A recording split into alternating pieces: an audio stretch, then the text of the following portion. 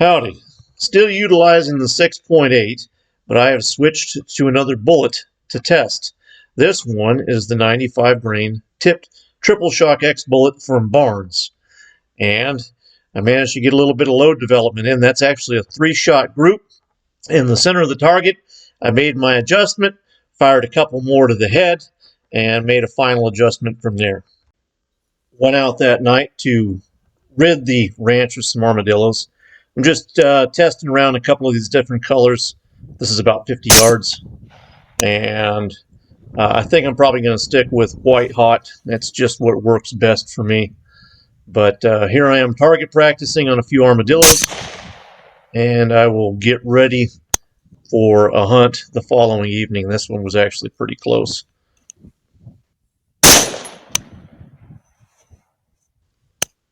Next night I had pretty good weather. I went out and started taking a look for hogs. Went to a couple of places that have been hit really hard lately and came across this guy as soon as I came out. I was very fortunate. The wind was blowing in a lot of different directions, but right now it's directly in my face. So I'm just going to scan right and left, make sure there's no cattle anywhere nearby, potentially maybe some other hogs. And I'm going to actually move up and get a little closer. I'm going to cut that part out here and get set up for my final shot.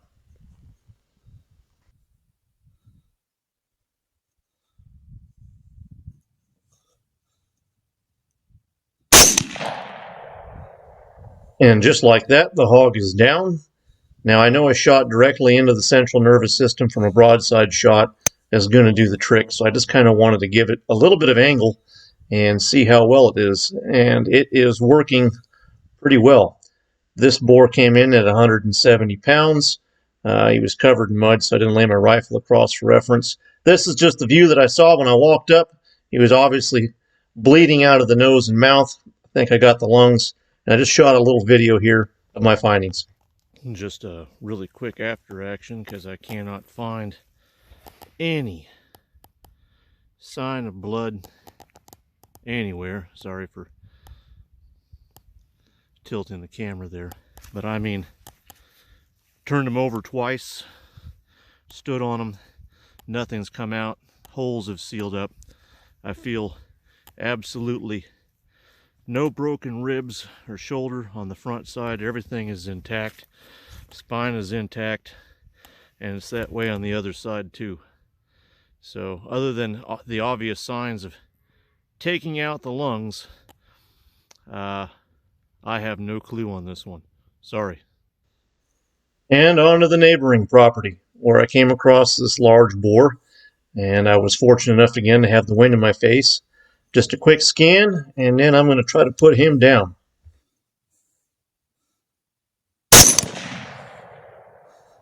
And down he goes, but the angle in the shot was not optimal. I ended up going a little low.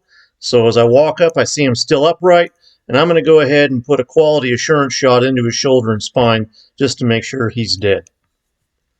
Quick scan, and here we'll go.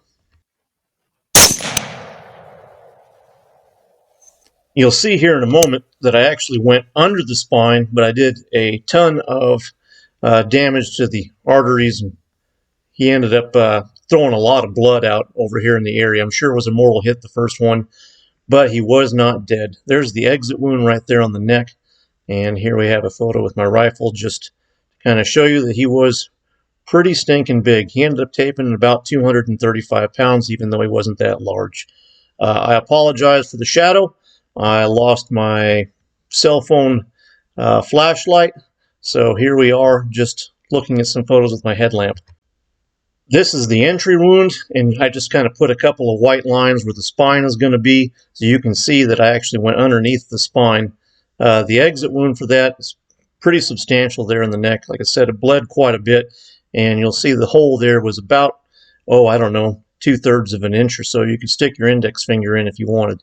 This here is the entry wound from the second shot, the quality assurance shot, and that bullet did not exit. But all in all, it was a pretty good test initially for the 95 grain TTSX. I hope to have some more up soon. Have a good day.